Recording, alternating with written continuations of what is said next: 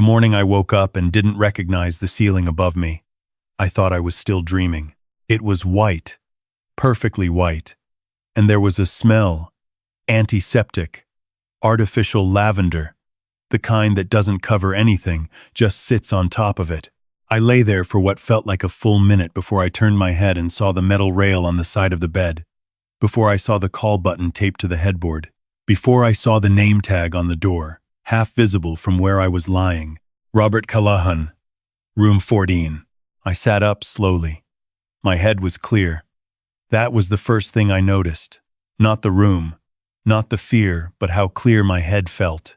Like a window that had been fogged over for months had suddenly been wiped clean. I could think in straight lines.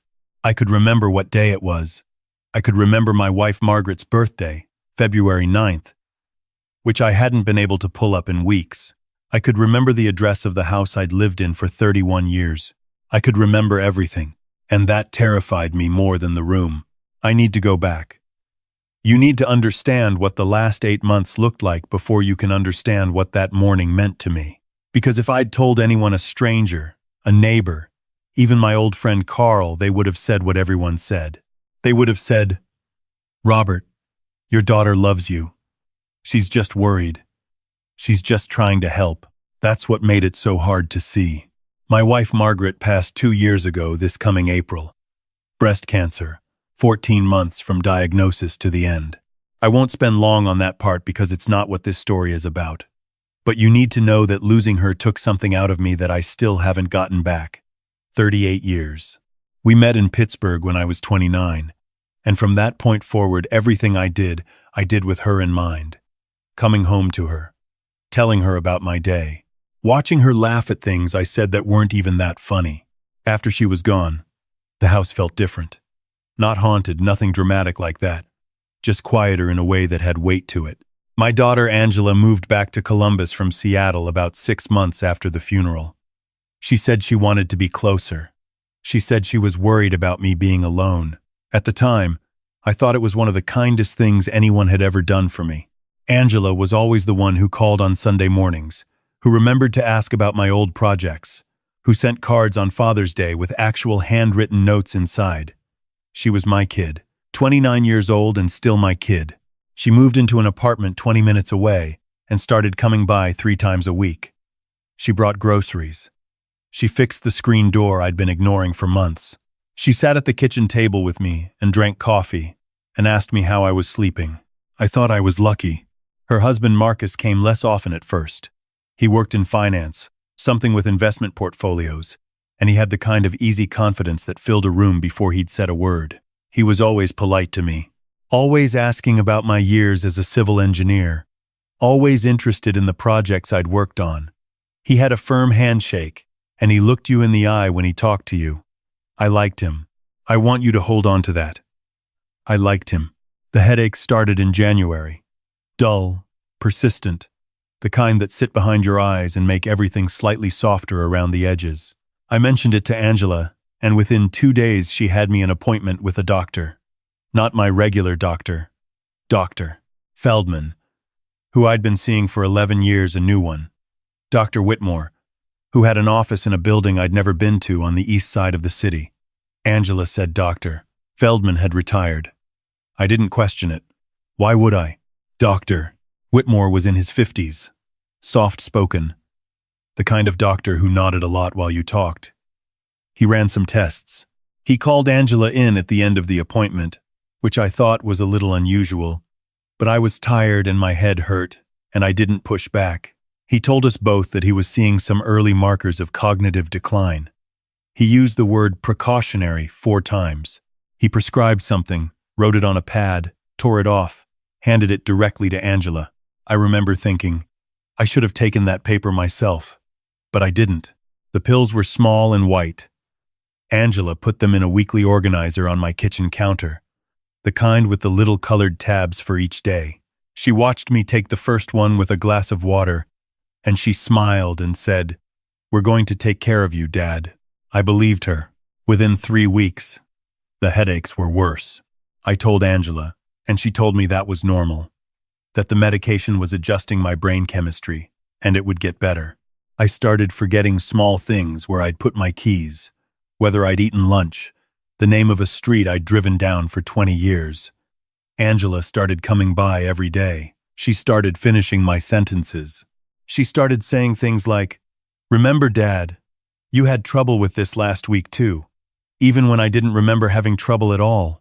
Have you ever been made to feel like you're losing your mind by someone you trust completely? Have you ever started to doubt your own memory? Not because it's failing, but because someone keeps telling you it is. I want you to sit with that question for a second before I go on. By March, Angela had a spare key. By April, Marcus was coming with her most evenings. He started mentioning casually, the way you mentioned the weather, that big houses were a lot of maintenance for one person. He started pointing out things that needed fixing: the water heater, the gutters, a crack in the driveway, and then explaining, patiently, that maybe it was time to think about simplifying. That was his word. Simplifying. I have a home worth $410,000. I have a retirement account. I have a savings account that Margaret and I built over decades of careful living. I am not a wealthy man, but I am a man with something worth taking. I didn't see it then. I want to be honest about that. I was foggy and tired, and I missed my wife, and I was grateful someone was paying attention to me. That's the truth of it. In May, Angela brought over paperwork. She sat across from me at the kitchen table with a cup of coffee I hadn't asked for, and explained that we should get some things organized while I was still doing well. "A power of attorney," she said. "Just practical. Just smart planning." She had a pen ready. She pointed to the lines. She said, "You don't have to read all of it, Dad. I can explain the important parts." I signed it. I have spent a lot of time since then trying not to hate myself for that. I was on whatever those pills were. My head felt like it was wrapped in damp cotton. The words on the page moved slightly when I looked at them. I signed because my daughter was sitting across from me and I trusted her. And I was tired, and I thought that was what good fathers did. They trusted their children. By June, Marcus had started mentioning Meadow Creek. He brought it up like he was sharing good news. "A residential care community," he said. "Beautiful grounds. Staff available around the clock. Not a nursing home." He was always careful to say, "A community." He had a brochure. He showed me photos on his phone, smiling older people playing cards. A sunlit dining room. A garden path between flower beds. He said they'd toured it, and it was really impressive. He said, "It's not something we need to decide tomorrow. We're just exploring options." And then every visit after that, he explored the option a little more. Angela got quieter during this period. I noticed that. She laughed less. When Marcus talked about Meadow Creek, she looked at the table instead of at me. I told myself she was worried. I told myself she was stressed. I told myself a lot of things.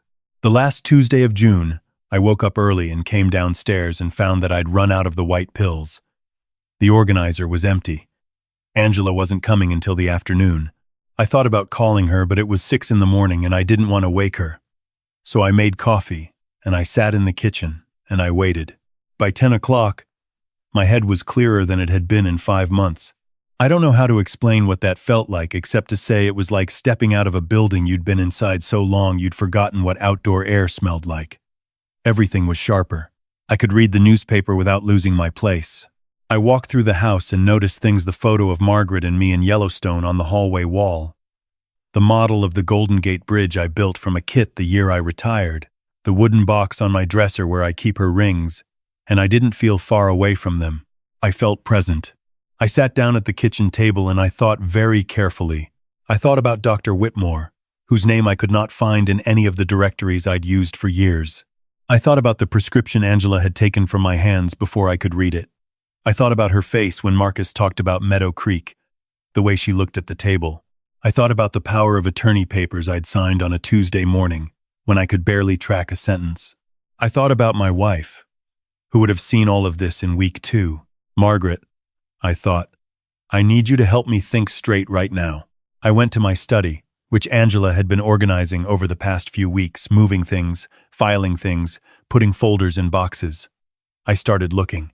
I wasn't sure what I was looking for, but I've been an engineer for 35 years and I know how to read a document and I know what a contract looks like. I found it in the 3rd box. tucked inside a manila folder between old tax returns from 2019 and a folder of appliance warranties. A purchase agreement for the house at 4412 Elmwood Drive, my address. My house. Signed by Robert James Callahan. The date on the agreement was May 28th, 3 days after the power of attorney. The buyer was listed as MVR Property Holdings, LLC. Marcus Vincent Reed. I knew his middle name was Vincent because he'd mentioned it once, laughing, saying his mother had big ideas. I sat in my study with that document in my hands, and I felt something cold and very clear move through me. He had sold my house, or he had started to, or he was about to, under the power of attorney that I had signed when I could barely read a sentence that gave my daughter and through her husband, the legal authority to act on my behalf. I sat there for a long time. Then I got up and I went to the kitchen, and I took the pill organizer and I put it in a Ziploc bag and I put it in the back of the freezer behind a bag of peas.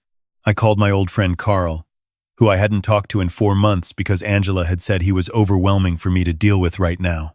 Carl answered on the second ring, and when he heard my voice, my real voice, he told me later, not the slow, careful one I'd had for months, he said, "Robert, you sound like yourself." "I am myself," I said. "Carl, I need you to do something for me." Carl's son-in-law, as it happened, was an attorney, real estate and estate law. His name was Dennis Park, and he agreed to meet me that same afternoon at Carl's kitchen table, without Angela knowing, without Marcus knowing, without anyone in that world knowing a thing. I brought the purchase agreement. I brought the power of attorney documents. I brought the empty pill organizer. I told Dennis everything I've just told you, in the same order, and I watched him take notes in a yellow legal pad, his pen moving steadily, his expression becoming more serious the further I got into it. When I finished, he was quiet for a moment. Then he said, "Mr. Callahan, did you keep the prescription bottle?" I had. It was in the medicine cabinet. I hadn't thrown it away. "I want you to leave it exactly where it is," he said. "Don't take another pill. Don't tell Angela or Marcus that you've found any of this. Can you do that?" I told him I could. "And I want you," he said, "to buy a small digital recorder, something that fits in a shirt pocket, the kind you can find at any office supply store." He told me what to do with it. That Thursday, when Angela and Marcus came for their usual evening visit, I had the recorder in the pocket of my blue flannel shirt, running. I made coffee, the way I always did. I moved slowly, the way I had been moving. I let my sentences trail off the way they'd been trailing off for months. I played the role they had cast me in. It was the hardest performance of my life. Sitting across from my daughter's face and watching her eyes, trying to find the girl who used to fall asleep on the couch with her head in my lap during Saturday night movies. She was still in there. I could see it. She wasn't looking at me the way Marcus was looking at me. She was looking at the table. Marcus steered the conversation to Meadow Creek, the way he always did. He said he'd spoken with their admissions coordinator. He said they had an opening in August. He said, carefully and kindly, and with his hand resting on the table near mine, that he thought it was time to start thinking seriously about a transition. The house, he said, is going to be a lot to manage through the process. We've been thinking it might make sense to go ahead and let it go sooner rather than later, so you don't have to worry about it while you're settling in. We can take care of all of that. I said, "That makes sense." He said, "Great. I think you're making a really smart decision, Robert." Angela said nothing. She was looking at the table. I kept my hands very still and my voice very slow, and inside I was thinking about Dennis Park and Carl and a civil case that was already being prepared and a complaint that had been filed with the state medical board about a doctor, Whitmore, who had prescribed a sedative, not a cognitive medication. A sedative, the kind that mimics the symptoms of early dementia in older patients, without a legitimate diagnosis and without my informed consent. I was thinking about the phrase elder financial abuse, which Dennis had used at Carl's kitchen table without any hesitation, and about the fact that what Marcus had in his hand was not a done deal. A purchase agreement isn't a closed sale. The power of attorney had not been signed by a person with full cognitive capacity, and I had a doctor, my actual doctor, who would testify that I had shown no signs of cognitive decline at my last legitimate appointment 14 months ago. I was thinking about all of that, and I was sitting very still, and I was letting Marcus talk. 2 weeks later, Angela called me on a Sunday morning. Not a planned visit, a phone call, her voice tight and strange. She said, "Dad, Marcus told me you'd been acting confused again. He said, you called the neighbor and said someone was in the house. I hadn't called any neighbor. I hadn't said anything to anyone. I didn't do that," I said. Silence. "Angela," I said, "I need you to come over. Just you. Not Marcus. Can you do that for me?" Another silence. Longer. Then, "Okay." She sat at the kitchen table, the same table where she'd watched me sign that power of attorney, and I put the folder in front of her. The purchase agreement. The power of attorney. A printout from Dennis, showing the full registered history of MVR Property Holdings LLC, 2 previous real estate transactions, both involving elderly individuals, both involving a transfer of property within 12 months of a family member being granted power of attorney. I watched her read. I watched her face change. She started crying before she got to the second page. Not soft crying, the hard, ugly kind that comes from somewhere deep and doesn't care about composure. She said his name. Once. Then she put her hand over her mouth and she didn't say anything else for a long time. I don't want to tell you I felt nothing. That would be dishonest. I felt the loss of something I couldn't name precisely. Something about the version of my daughter I thought I knew and the version sitting across from me now, and the distance between them. I felt that, but I also felt like myself. Completely, fully, unambiguously myself. And I hadn't felt that in 8 months. I said, "Angela, I need to know. Did you know about the medication? Did you know what it was?" She shook her head. She said, "He told me it was for anxiety. He said Dr. Whitmore was the best in the city. He said," she stopped, "he said you'd be safer somewhere else. He said we could take care of the house for you and put the money in a trust." She looked at me. "Dad, I thought I was helping you. I want to be honest with you. I don't know the full truth of that. I don't know exactly where the line was for her, what she knew, what she chose not to know, what she believed because it was easier than the alternative. That's a question she has to live with, and I suspect she'll be living with it for a long time. What I know is that she drove to her attorney the next morning without Marcus knowing. What I know is that she provided a written statement to Dennis that corroborated the timeline. What I know is that she changed the locks on the apartment before Marcus came home from work that Thursday. The civil case settled 4 months later. Marcus did not go to prison. I want to be honest about that, because I don't want to oversell the resolution. The law on elder financial abuse is better than it used to be, but it's still not perfect. What happened was, the purchase agreement was voided. The power of attorney was revoked.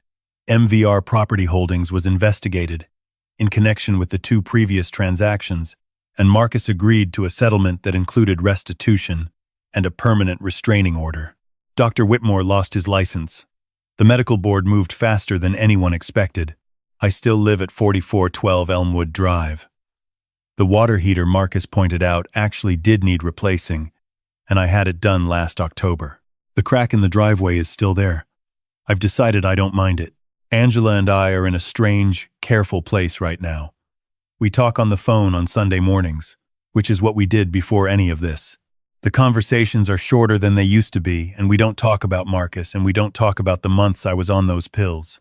I think we're both trying to find the version of us that existed before, and I think we're both starting to understand that you can't find it exactly. You can only build something new out of what's left. I went back to see my real doctor, Dr. Feldman, who had not retired. He had moved his practice 3 blocks east, which Angela had apparently not been interested in telling me. He reviewed my chart, ran actual cognitive tests, and told me my memory and executive function were entirely normal for my age. "What were you on?" he asked, looking at the photo I'd taken of the pill bottle before giving it to Dennis. I told him what Dennis had told me, a high-dose sedative, the kind that, in older adults, can produce confusion, memory lapses, fatigue, disorientation. Dr. Feldman looked at me over his glasses for a moment.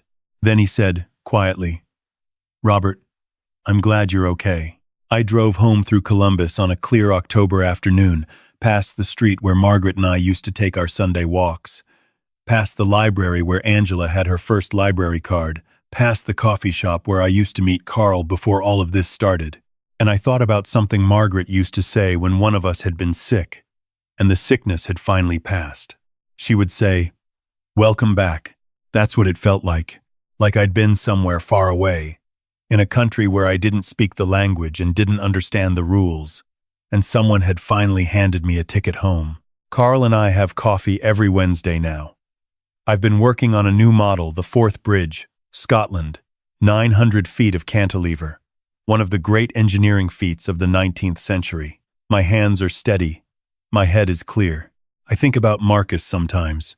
Not with anger. Exactly, anger takes energy, and I've stopped giving him mine. I think about what kind of person makes the calculation he made. What kind of person sits across from his wife's father? A man who lost his wife 2 years ago and decides that man's grief is an opportunity. I don't have an answer for that. I don't think there is one. What I have instead is this. I am 67 years old. I built bridges for 35 years.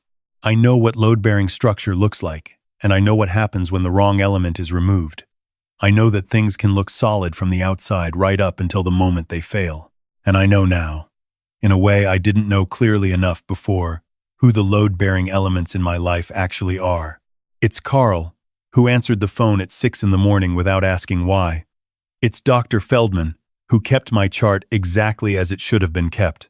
It's Dennis Park, who wrote in his yellow legal pad and didn't tell me it was complicated or that family situations are hard to prove or any of the other things people say when they don't want to do the work. It's Margaret, who isn't here but whose voice I can still hear on certain mornings when the house is quiet, telling me to pay attention. And it's me, sitting at my kitchen table, in my house, on Elmwood Drive with a cup of coffee I made myself, watching the October light come through the window Margaret picked out in 1994. The one with the wide sill, because she always wanted somewhere to set a plant. The plant is still there, a pothos, nearly unkillable. The woman at the nursery told me when I bought it. Thrives on neglect, keeps growing in the dark. I think Margaret would have liked that. Where are you watching from today? And I want to ask you something. Have you ever had a moment where everything became clear all at once? Where the fog lifted and you finally saw what you'd been too close to see? Tell me in the comments. I'd really like to know.